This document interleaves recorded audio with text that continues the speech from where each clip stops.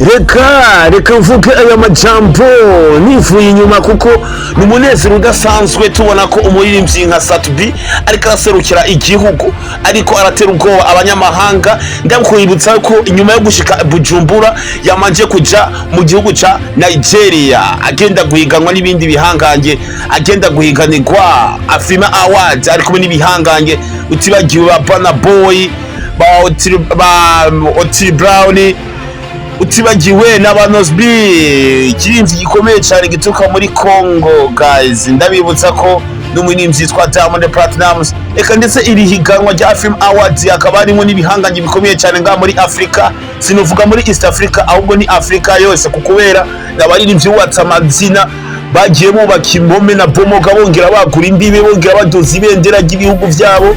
Utibagiwe n'aba Asake abaririmbyi ba Elema, utibagiwe n'ibiririmbyi bikomeye cyane nga muri East Africa. Guys, yo mudakubwira ati jewe n'amavuye yo guhora nyibara kubona ko umusaza ariko arakora yivuye inyuma, kuko jewe nzovuga umuntu ariko arahaguruka amagabo akwanira igihugu cyangwa ibarutse adoza ibendera ry'igihugu yongera atera ubwoba n'abanyamahanga. Ndakwibutsa nongenda bibutsa ku kintu mutari muzi cyangwa mari mumenyereye ku artiste wo mu Burundi. Guys, ahantu yahitiye cyangwa mu hoteli asigaye ararawe muri Nigeria, amafaranga ico cyumba gikonsoma pa hejuru.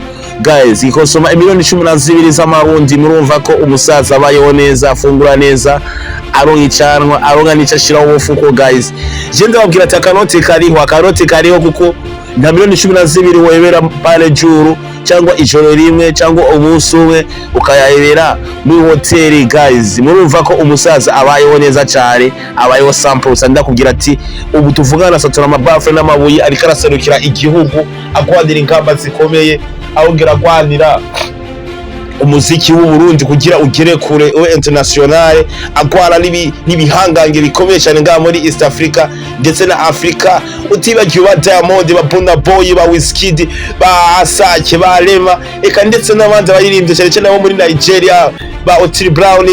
Guys, ba Nosbi n'ibindi bihangange bikomeye cyane nga muri Africa byubatse amazina, byubatse impome na bomogwa eka ndetse iryo higanwa dimo ibihangange bikomeye cyane ndetse n'abarundi batamwe kugira ubwo bavuga ati bajugumira bakangara bavuga ati mbega Satubi bugeye iri higanwa azoritana cyangwa iri higanwa azoshika no mu bakane cyangwa ba gatanu bari imbere cyangwa mu bantu bashika mu 8 baza mbere.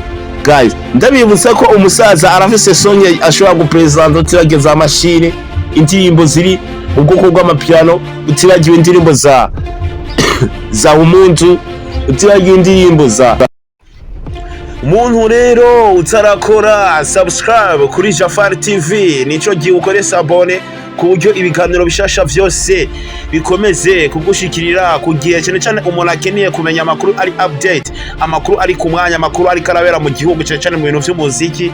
Nico gihe following kugira ibintu bishasha bikomeze kugushikirira kugiye nacu umuso kwigiramo mbana mu gihe jewe nyifise akarimi, igihe mfise umunwa umuhogo umeze neza, jewe nzobabwira ivy'umuziki w'u Burundi ukomeza kunguka. Guys, nico gihe ukore subscribe kuri Jafari TV ku buryo ushobora kubona amakuru ari update.